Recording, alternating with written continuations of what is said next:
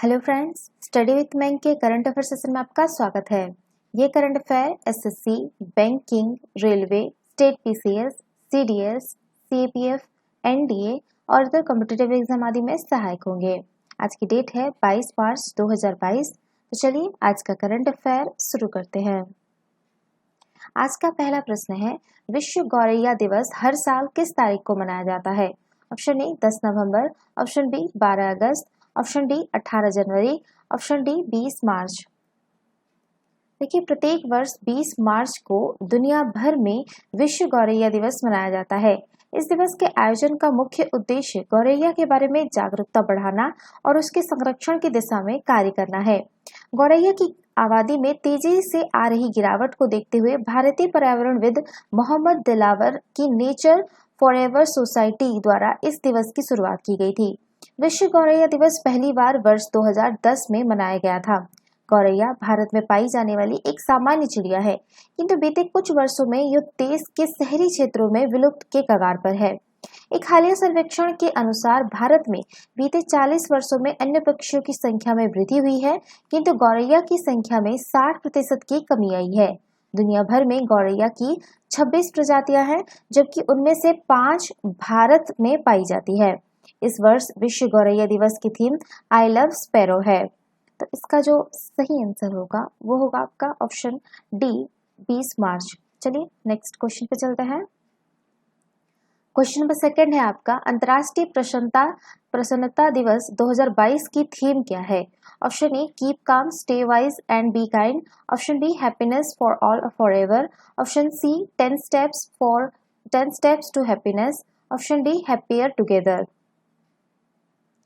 देखिए, प्रत्येक वर्ष जो है आपका 20 मार्च को मनुष्य के जीवन में खुशहाली के महत्व को इंगित करने हेतु अंतर्राष्ट्रीय खुशहाली दिवस का आयोजन किया जाता है। संयुक्त राष्ट्र द्वारा वर्ष 2013 में अंतर्राष्ट्रीय खुशहाली दिवस मनाने की शुरुआत की गई थी। जुलाई 2012 में इसके लिए एक प्रस्ताव पारित किया गया। पहली बार खुशहाली दिवस का संकल्प भूटान द्वारा लाया गया था, जिसमें 1970 के दशक की शुरुआत से राष्ट्रीय आय की बजाय राष्ट्रीय खुशी के महत्व पर जोर दिया गया तथा सकल राष्ट्रीय उत्पाद पर सकल राष्ट्रीय खुशहाली को अपनाया गया। वर्ष 2022 के लिए अंतर्राष्ट्रीय खुशहाली दिवस की theme keep calm, stay wise and be kind है। वैश्विक खुशहाली रिपोर्ट संयुक्त राष्ट्र के तत्वाधान में सतत विकास समाधान नेटवर्क द्वारा जारी किया जाता है। तो इसका जो सही आंसर होगा वो होगा आपका option A keep calm, stay wise and be kind. चलिए नेक्स्ट क्वेश्चन पे चलते हैं। क्वेश्चन नंबर थर्ड है, हाल ही में भारत और किस देश के बीच 6 समझौतों पर हस्ताक्षर किए गए हैं? Option A Pakistan, option B चीन, option C Japan, option D Nepal.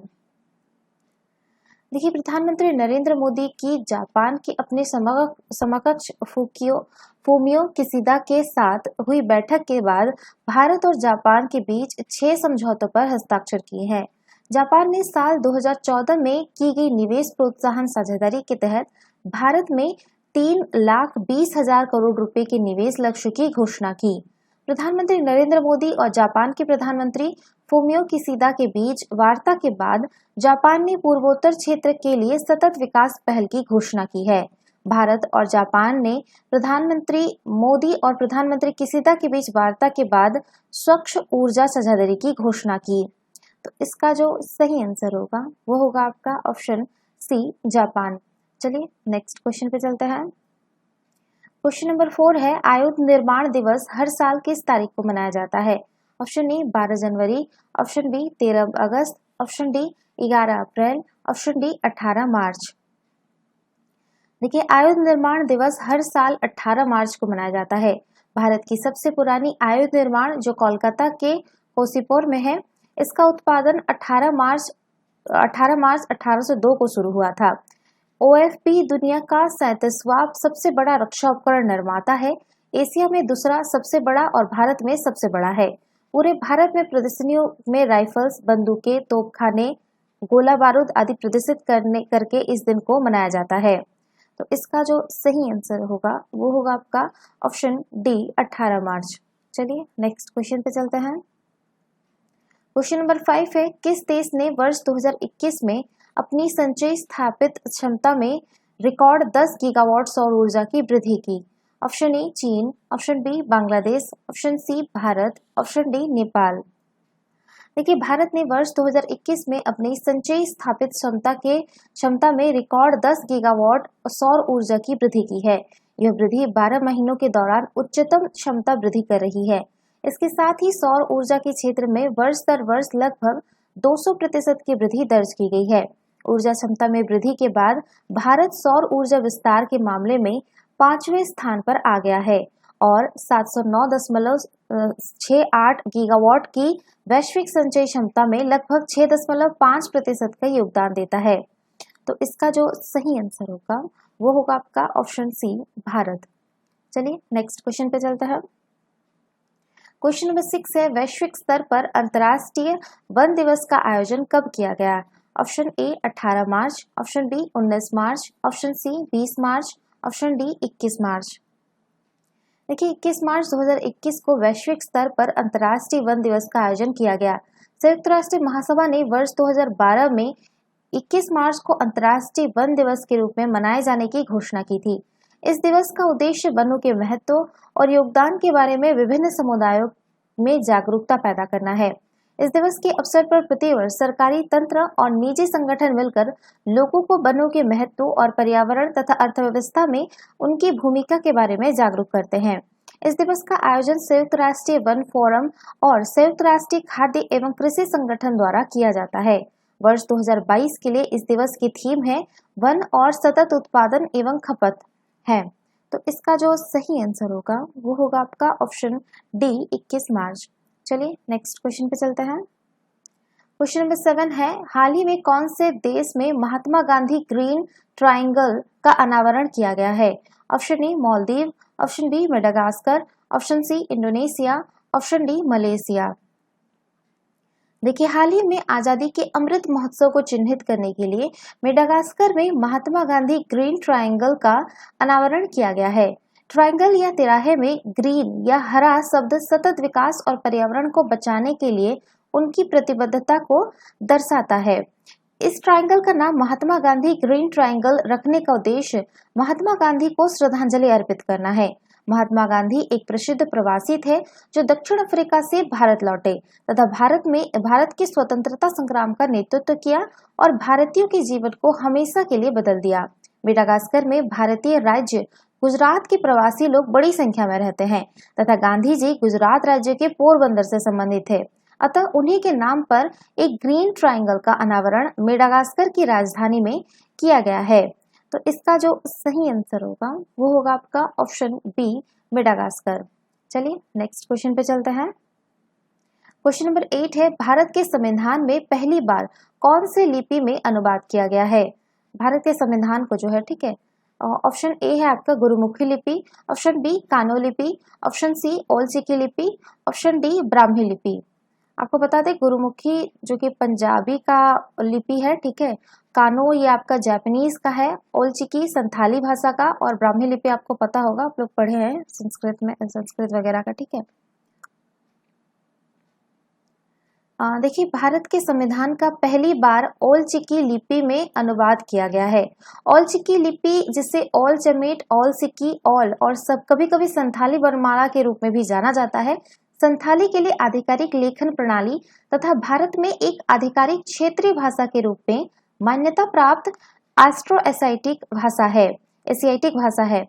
Bharat के संविधान में अनुसूचित जातियों और अनुसूचित जनजातियों के विकास हेतु विशेष प्रावधान है तथा अनुवाद हेम्ब्रम पाठकों के लिए कानूनों, शक्तियों और समुदाय के मौलिक अधिकारों की गहरी समझ प्रदान करने में उपयोगी रहा है। हेम्ब्रम एक उपनाम है जो आमतौर पर संथाल आदिवासियों के बीच प्रयोग किया जाता है।